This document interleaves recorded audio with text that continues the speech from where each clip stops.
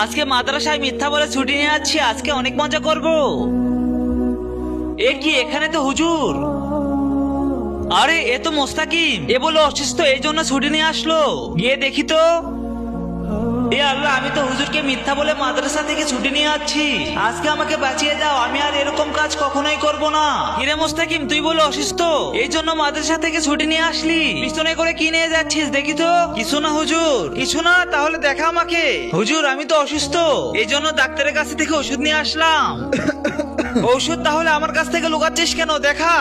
তার আগে তুমি যদি তোমার মাকে ভালোবাসো তাহলে ভিডিওতে একটা লাইক করে দাও, আর নিচে থাকা সাবস্ক্রাইব বাটনে ক্লিক করে চ্যানেলটিকে সাবস্ক্রাইব করে দাও। আর তুমি যদি সেটা না করো তাহলে আমি বুঝে নেবো তুমি মা বাবাকে না, তুমি শয়তানকে ভালোবাসো। কমেন্ট বক্সে সবাই বলে যাও আই লাভ মা বাবা।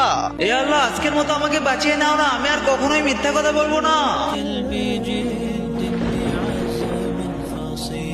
আচ্ছা ঠিক আছে, সুস্থ হয়ে গেলে তুই অবশ্যই মাদ্রাসায় আসবি। এই ধর ওষুধ, এখন বাড়ি চলে যা। তুমি যদি আল্লাহর উপর বিশ্বাস রাখো, বিপদে পড়লে আল্লাহর কাছে কিছু চাও, তাহলে আল্লাহ তোমাকে কখনোই ফেরাবে না।